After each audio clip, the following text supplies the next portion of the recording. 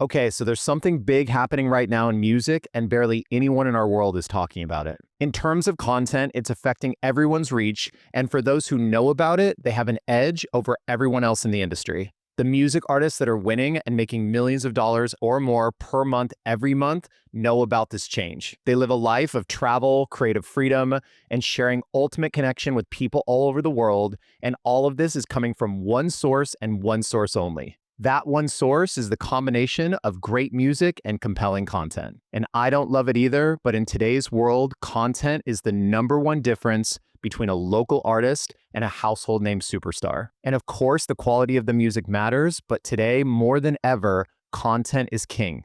And this may not be news to you, but what is news is there's been a major shift in how the various algorithms of these social platforms are now trained to show people your content. And this change was apparently ultra quiet, and most artists didn't even notice. So at a high level, this is what happened. The algorithms are no longer pushing your content to your followers. They're mostly pushing your content to strangers who look like your potential fans. So based on that change, here's what's likely happening with you. You're making and distributing content that shows a variety of sides of your music project. And by doing this, you're likely confusing the algorithms, which if an algorithm is confused, it's not showing your stuff to the right people. If your content isn't built for the right environment, or if it's distributed wrong, it dies instantly. So what I'm going to do in today's discussion is I'm going to break down exactly these topics. What changed and why with the new algorithms, why this is a huge opportunity for music artists in this new era. With that knowledge, then how to build content that grows and scales your audience. And then I'll give you the exact playbook on how to distribute the content that you've made to give it the greatest opportunity to reach as many potential fans as possible. But before we get into it, who am I to even speak about this subject? My name is Chris Alba, and for the last 15 years, I've been a creative director and brand strategist for some of the biggest names in music. 12 years ago, I founded my company, The Cult Creatives, which has done tens of millions of dollars in business. And in that time, our focus has been working directly with artists to craft brand stories and identities that stand out. Our main objective with the artists and teams that we work with is to get to the heart of an artist's current story, where they are now, and their unique point of view, and then bring the right audience in to meet them and their art. Through branding and storytelling, we package up who they authentically are, and then we create the movie that the audience is watching in a way that can be easily understood and goes beautifully with their music, the soundtrack. Once we create the movie, we look at how to market and distribute that movie for maximum eyeballs and ears. We've worked with thousands of artists over the last 12 years, and we've written the scripts and created visual identities for many artist movies. And today's topic is a bit atypical for what we normally talk about on Neighborhood Art Supply, but the reason that I felt like it was important is that most artists today think that they understand content. They're entertaining people by nature, and they know how to entertain. But in reality, most artists are actually playing a version of a game that no longer exists. The more they try and show variety and depth, the more they actually make things worse in terms of reach. And the more conversations I have with artists and their management teams, the more that I realize that most people miss this big change. So if you actually want to grow your audience and increase your demand, then understanding today's topic will be absolutely crucial. So let's get into it. Section 1, the new algorithm. So from 2020 through 2023, the algorithms around short-form platforms like TikTok, Reels, and YouTube Shorts was written around the concept of discovery mode. The platforms wanted to flood feeds with new creators, so the algorithm was rewarding the following: volume and consistency, clips, randomness, meaning like getting something new, trend chasing to get more people engaged in a moment, and then short bursts of virality. But then in 2024, a shift started to happen, and it's been ramping up ever since. Because now all the platforms have more than enough creators and more than enough content. The platforms don't need more posts, they need longer attention and retention of returning users. But why this shift? Why do they need this? Much of the way that these platforms make money for themselves and their stockholders is through ads.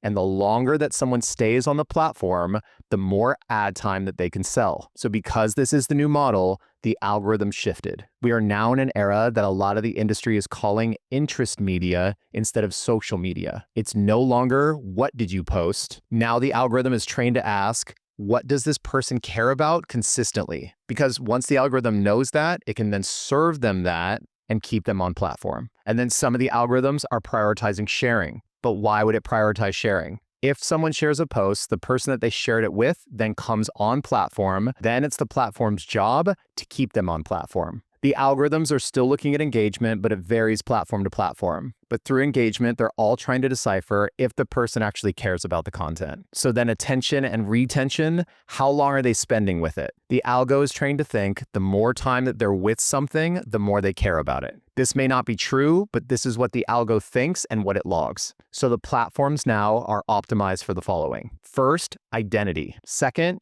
niche resonance. What do you care about and from what niches? Third, predictability. You always seem to do this. Fourth, return viewership. You'll watch it again. And then fifth, the depth of connection. Were you into it this time around? The tech, in no particular order, is tracking all of this. Its job is to find what people like and then keep them on platform. This is what makes the platform successful now. And whether or not you like it, that's how the algo is built to understand human behavior and is making calculated decisions whether or not to show people your content. The reason you're even watching this now is because the algo knows your taste and it showed you this thumbnail and title as an option. You either consume something similar to a video like this, something adjacent to this topic, or one of my other videos. So what this all means is that your consistency of style, message, and world building matters drastically more than an individual clip now because it lets the algorithm know exactly what you do and who to show it to. So a consistent style, point of view, message, and world. What does this sound like? Does it sound more like traditional media, maybe like movies or TV shows? Let's look at this. Think about TV shows that you grew up with.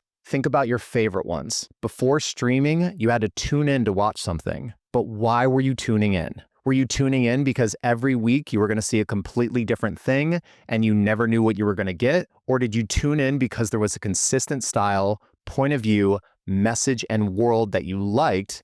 And within that consistency, you already knew what you may be getting. You'd been framed for a world that you were into, but something new and exciting might happen in this thing that you already like. That's why you consistently watch the show. That's why you tuned in. And by consistently tuning in, you were a fan. So the same, but something new and different is how the writers, producers, and directors thought about their show. They had guest stars, but they didn't add new friends to the main lineup of Friends. They didn't sub out or replace Kramer on Seinfeld or move Jerry to a new apartment. Characters had arcs, drama ensued, conflict occurred, but the characters and settings of shows like Breaking Bad or The Sopranos remained consistent. Consistent style and format, point of view, message, and world. So what about other examples? What about reality TV? Reality TV has consistent characters, a specific world, a message, and a consistent point of view. That point of view being the audience as a voyeur fly on the wall. The Real Housewives, Love Island, and The Kardashians all demonstrate this. Another example could be game shows where contestants compete for prizes. Shows like Top Chef, Mr. Beast challenges, or The Price is Right. Or what about educational shows? Edutainment type shows. Shows like Ancient Aliens, Myths and Monsters, or Pawn Stars. Or there's animated shows or cartoons. Anime, claymation, cartoons, or now AI. Then there's comedy shows, sitcoms, stand-up specials, stunt comedy like Jackass, or clip shows like Ridiculousness. These are all styles of shows that traditional media would program its channels with. The same thing is happening today, there's just less gatekeepers and more people making content on their own. And then when it comes to music, think about MTV. MTV in the beginning was just about music and music videos, but it started expanding its offerings to different kinds of shows. Reality shows, game shows, scripted drama type shows, animated shows, and stunt comedy shows. All of this programming centered around a world of music. And if you go and you look at the newer creators, both on short form and longer form platforms that are growing real fans quickly, they've adopted this model. They create a consistent TV show on their channels. They don't show every side of their creativity. They curate a few incredible shows. It's just a new version of TV, and because we're making content for the algorithm first now, before real people see it, I know I don't like it either, but because we're making it for the algorithm first, we need to set it up in a way that makes it easy for the algo to know what it is and who to show it to. So from a neuroscience perspective, it's repetition equals memory equals identity. Humans bond with a thing when the following happens. They can predict you, they recognize patterns, and they know what you stand for. If they like all these things, a bond is formed. This is brand architecture 101. The platforms are now rewarding branding and content that engage primal human behavior. It's now about, is someone actually interested, not just did this go viral or how much content is this creator making. So you don't necessarily need a lot, you need good. Okay, so now that's what's changed and why it changed. But next, we're going to talk about what to do with this newfound information so you can maximize growing your audience. Section 2. The opportunity. So all day, every day at the Cult Creatives, we're working with music artists, emerging artists, mid-tier artists, and household name artists. The circles that we're in keep us in conversations with musicians all over the world. I can tell from having so many conversations that most music artists don't know about this change. Some have a bit of a sense of it because they see what other artists are doing that are having success, but many aren't sure exactly why and feel like their accounts are broken. So what can you do if you see something that others aren't seeing yet? Depending on the type of person that you are, you may look at this as an opportunity. This is similar to when movies and movie theaters became popular at the turn of the century. There was a new medium of storytelling that instead of books or live plays, it became recorded visual stories and recorded plays. When movies actually became popular around 1905 to 1915, this is the era of what were called Nickelodeons. Nickelodeons were small venues. You'd walk in off the street, pay 1 nickel, literally 5 cents, and watch a short movie. They were cheap, they were everywhere, and they were made for regular people. Factory workers, kids, working class families, everyone could go to the movies. Movies weren't exclusive, they were accessible, and they spread fast. By 1910, there were over 10,000 Nickelodeon theaters across the United States. 10,000 in just a few years. This new technology became a format for storytellers and creators to work within. This is when the movie culture was born. So there was a handful of creative and entrepreneurial types that saw this new technology and knew that it was going to be big. They saw that there was an audience for movies and visual stories. There were viewers going to a specific place to be entertained, educated, and inspired. Does this sound familiar? So these creatives decided to get in the game and form studios. Small production houses that made, licensed, distributed, and sold these movies. And you may have heard of a few of these studios. There was Carl Laemmle with Universal, Adolf Zukor and Paramount Pictures, William Fox and the Fox Film Corporation, Louis B. Mayer and MGM, and then there was 3 brothers known as the Warner Brothers. The job of these studio owners was to produce and distribute content audiences wanted to see. That's how they made money, grew their companies, and became successful. Now, I know you might be thinking, Chris, I'm not trying to start a movie studio. I want to make music and perform. And I hear that. But what if by stealing the thought process of running a small movie studio, you might also find a multitude of ways for people to hear your music and see the artist that you are? Could thinking like a small studio owner and looking at the various platforms as free channels where you could distribute the shows that you're creating be the key to unlocking it all? MTV was originally a single channel as a music-based offering, but then came MTV2, MTV Brazil, MTV UK, MTV Hits, VH1, and at its peak, MTV had over 60 channels. The MTV programmers had to choose shows that they thought would resonate with their audience around the specific offerings of each of these channels. This is also similar to how cable TV and the rise of the various channels and offerings spawned all kinds of niche channels specific to one topic. The Cooking Channel, all shows having to do with cooking. ESPN, all sports. Comedy Central, all comedy. The Sci-Fi Channel, all sci-fi. The viewer may not know exactly what they were going to get with a specific show on a given channel, but if you were watching Comedy Central, you knew it would have something to do with comedy. In the past, what many music artists would do is they would show the full scope of themselves and their content in one place on 1 or 2 platforms. They may dabble in the different platforms, but likely they focused on a couple. Part of what I'm suggesting here is instead of putting all of your content and all the styles in one place, to switch the way that you're thinking about distribution. So let's look at this as an example. Maybe right now you're putting up live clips, you in the studio, you showcasing new music, your rants about life, your skits if you have any, music video clips. All of this is going on one page. But what if you were to hone in on a few of these, but then give them separate pages? These subpages could be built much faster because the algorithm would know exactly what to do with the content. And then here's the kicker. If someone sees one of these subpages and then watches or engages with some of the content on it, the next time that they come on the platform, they'll likely be served from another one of your channels. And very often, this is your main page. So let me say this again.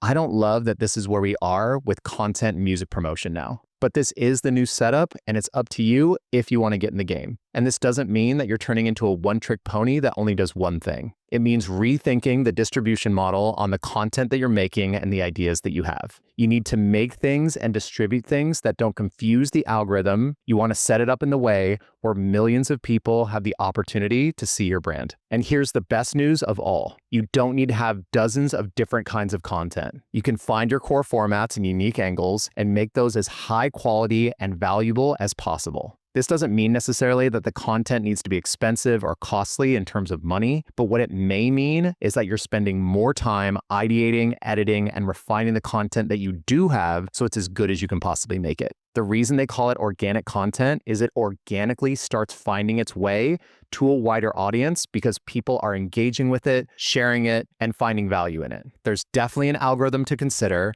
but in the end, it's still people. And in order to cut through the noise and the oversaturated world of content, you need to make intentional, unique, and well-made content from a specific point of view. This is how complete strangers will connect with you and your taste. We have a few clients that have been able to grow new channels by 10 to 20,000 new real followers with less than 50 posts in just a couple of months by using this hyper-curated strategy and specific formats. So to actually see what I'm talking about in practice, let's look at these 4 accounts. The first one is called Vinyl Nights. So the concept is cinematic style record listening sessions. The subject pulls out a record, puts it on, sits back, and listens. The format and shots are specific and used over and over, changing the song each time. When you look at the feed for the brand, it's the same thing again and again. The algo knows exactly what it is, who to serve it to, and who has liked it in the past. Currently, this account is almost 700,000 followers in just a few months of posting. So the next one is one of our clients, Wookie.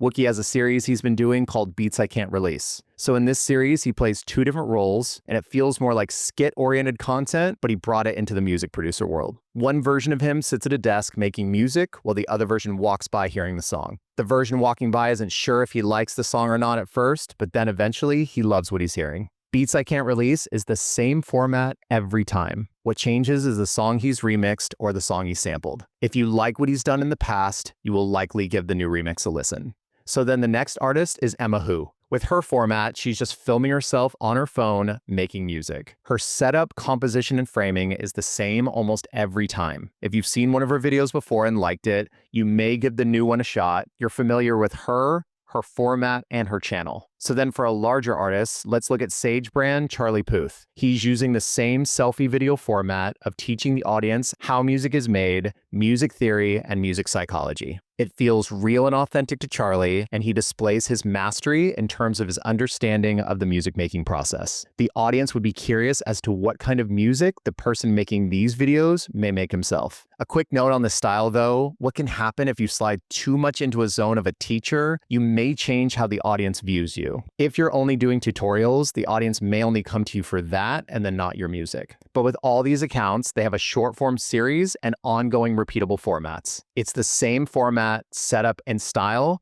but the subject matter changes for each video. The algorithm knows what the channel is about, and because of the consistency, who to show it to. Just like a TV show, same sets, same characters, same style, different valuable story each time. And this same type of approach can also be used for long form. And as an obvious call out here, none of this works if the content isn't good. Period. You may get lucky with one or two, but it won't be consistent. And listen, I get it. In my past life, I was a music producer and performer for many years, just like you. And I know the main motivation of why you got in the game is to make music and then play that music out to people. But if you can figure out this content thing with good storytelling, branding, and positioning, you won't have to worry about where your next gig is or the next opportunity that you'll have. You'll be more worried about what opportunities you're saying no to, looking for the exact right ones to say yes to that are in perfect alignment with you and your mission. And again, this doesn't mean that you're only going to do one thing. It means that you may need to rethink the quality of what you're making, how you make your own unique formats, and how to take those ideas and distribute them. The more people that are aware of you, the better the shot you have of them hearing your tunes, coming to your shows, or bonding with them over the like-minded things that you both share. Because you likely already have great music. If you made it this far into a video like this, it shows how much you want to learn. You just need to combine your great music with strong storytelling and understand how to distribute the content that you've made. If done correctly, you can build an empire just like the movie studio founders we just spoke about. But creating good content isn't as easy as successful creators make it look. So now let's look at how to create memorable, standout content. Section 3, how to build content that actually creates fans. So if you haven't seen it yet, after this video, go check out the one that's about storytelling and archetypes. And then there's this one about creating your brand's beliefs and forming your own cult. Pun intended. Those are both good deep dives on what I'm going to talk about next around how you can create real fans with content. At a high level, how you create real fans is by standing for something and having a point of view that's consistent and comes from the deepest parts of your tastes. You make and distribute content that showcases the creative choices that you've made and reflects your opinions on what you believe. Now that may sound philosophical and maybe confusing, but it just means be yourself. And if you're in a group, be yourselves. There are many exercises in the different Neighborhood Art Supply videos that can help you go deeper and fully flesh out who you are and exactly what your tastes are. But ultimately, that's what people want. They want to spend time, even if it's digitally, with like-minded people. Most of the real friends that I have in my life were bonded by some sort of shared interest or taste. We like the same kind of movies or music. We enjoy talking about similar subjects. We grew up in a similar time or place and have shared experiences that bond us, or our morals and worldviews are aligned. Some people like having friends who are always in opposition to them,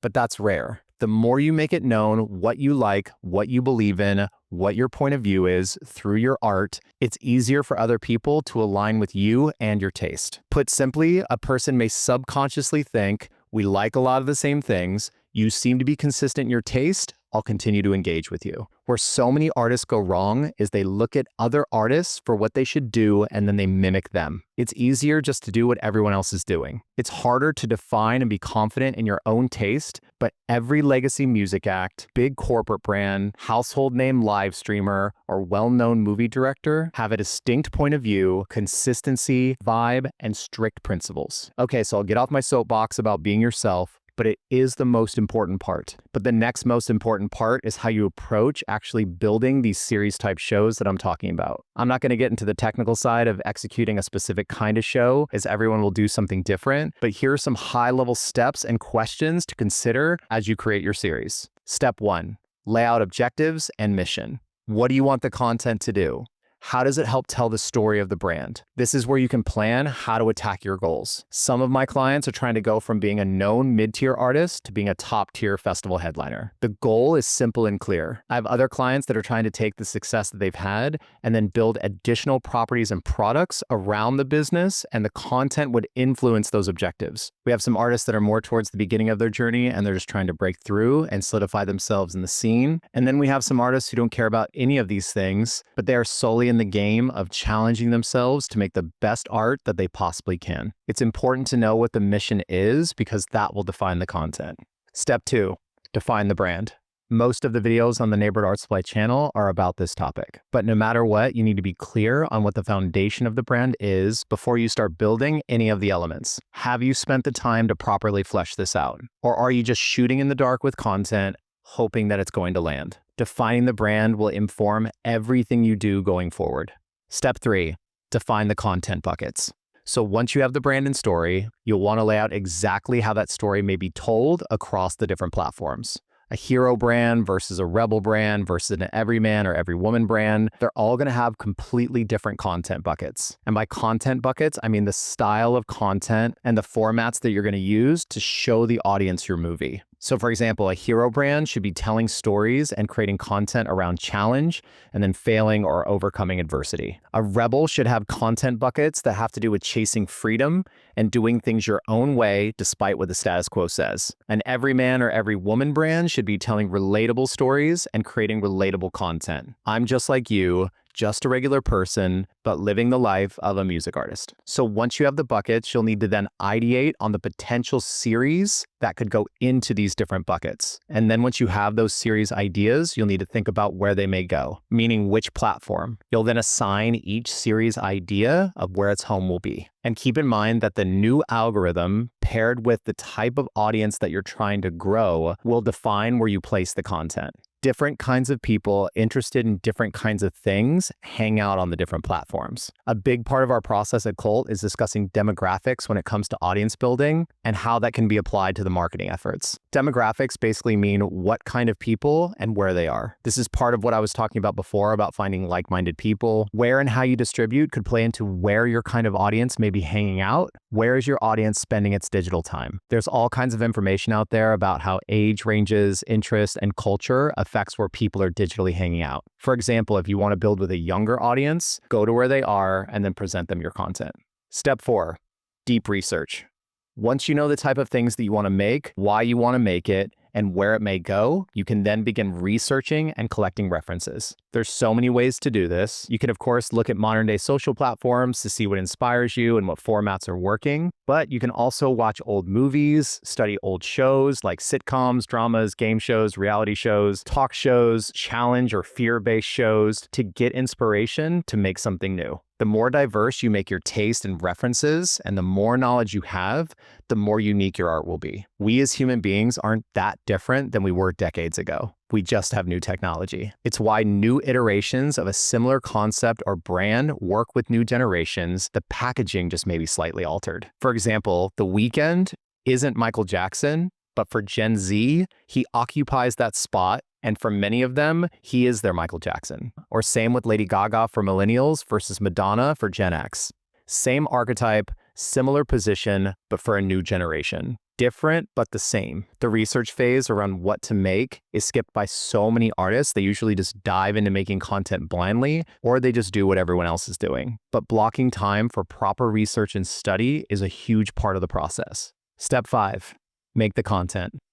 For this step, if you're treating it like a show, you'll need to have your format, script, shot list, editing style, and visual language all laid out before you actually make anything. There are countless videos online that can teach you how to do all these different elements, but make sure that you're doing the pre-production and setting yourself up for success. At Cult, we don't shoot a single frame of video or photo that doesn't have these elements defined beforehand in pre-production. And once you have all these elements laid out, all that's left to do is make it.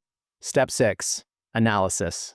Okay, so now you've made some of the content. Does that content feel real? Does it feel like it's coming from an authentic place? This doesn't mean it needs to look real or candid, like shot on an iPhone. It means, does it feel real? The best art in the world has deep authenticity in it in some capacity. There's a truth to it. You can feel that it came from the artist. It doesn't matter the genre or medium. People can feel when something's real. This may sound vague or confusing, but when you watch it, do you feel it? And if you send it to people whose opinion that you value, what did they think? You're also asking yourself, is it unique? Is this an exact copy of something you've seen a bunch of other artists do? An exact copy could work, but usually the best art is made when you combine multiple cool things into one new thing. Think of your favorite artists. Isn't that what they're doing? They're referencing things that they liked from their life, but they're putting a new spin on it in their own way. Do you think that the greats just do exact copies of things and stay great? Not normally. So once you've done all these steps and you're happy with your shows, let's look at how you might distribute the content. Section 4, distribution. So now you have the content and you have a plan of how you're going to distribute. The key is to have people hang out with you and your brand. The more time they spend with you, the more bonded they become. This is why artists who have had 1 or 2 big viral moments or hits would still struggle to sell hard tickets. A viral short-form clip is only a couple minutes tops. Imagine spending 30 seconds with someone you've never met. That 30 seconds was awesome, but how likely are you to remember them? But what if you spent time with people in bursts? You hung out with them 10 times, but for 20 minutes each time. Now you've spent over 3 hours with this person. If you enjoyed your time with both people, who do you think you'd be more bonded to? Your brain doesn't really know the difference between hanging out with someone digitally or hanging out with them in real life. It's why my brother can game with his friends for hours and they all feel like they hung out together. It's why sometimes people will cry when their favorite show comes to an end. They feel like they're losing a long-standing relationship with somebody that they care about. They can watch reruns, but new conversations or new hangouts won't be had. So where I'm going with all this is the power of time and consistency. If you show up authentically and make things so people can spend time with you and your art, over time, they will bond to you. The more time they spend with you, the more bonded they are. There's research out there that shows that young generations feel more bonded to their favorite live streamer far more than their favorite movie actor. Why? Because likely they've spent more time with them and the streamer feels real to them. Watching them on stream, they feel like they know them. They may have never met in real life, but their brain subconsciously sees them as a familiar friend. This is why it may be valuable to make and have long-form content offerings alongside the short-form stuff. In my mind, short-form is really only there so that you can get to long-form unless you have a ton of short-form stuff. You want your like-minded friends to have options to hang out with you for longer stretches of time. Some of the deepest relationships I have in my own life are people that I've known the longest. Time equals bond. So while many of the other artists out there may be chasing clout and viral moments, spend your time thinking, how can I truly bond to like-minded people? How can you get to know each other? You're building a community and you are the community leader, but the best leaders know their people. So here's the high-level recap on everything we've touched on today. There's a new algorithm across all platforms that dictates what's being shown and what isn't. Make it easy for the platforms to understand your content. Artists should consider creating shows instead of clips. Artists should think of themselves like channel managers, programming exactly where their content should go and on what channels. Without a proper brand and identity, it'll be hard to grow a fan base on good music alone. The difference between good content and great content is defining one's taste, researching, planning, and adjusting through analysis and feedback. Real fans come from people who feel as though they see the world that you've created and have similar tastes to you. Show them what you stand for. The more time fans can hang out with you, the more bonded they'll become. Consider long-form offerings as well as short-form offerings. So that's it. I hope today's discussion has you thinking differently and has you inspired about creating content and how you're going to distribute it. Like I said at the top, I feel like this isn't common knowledge for most music artists out there, so I thought I'd share and make it as clear as possible what I'm seeing. And if you need help with any of the things that I talked about today regarding branding, storytelling, or content strategy, you know where we are. All things The Cult Creatives, thecultcreatives.com. But until next time, good luck in all your creative pursuits, and I'll see you soon. Peace.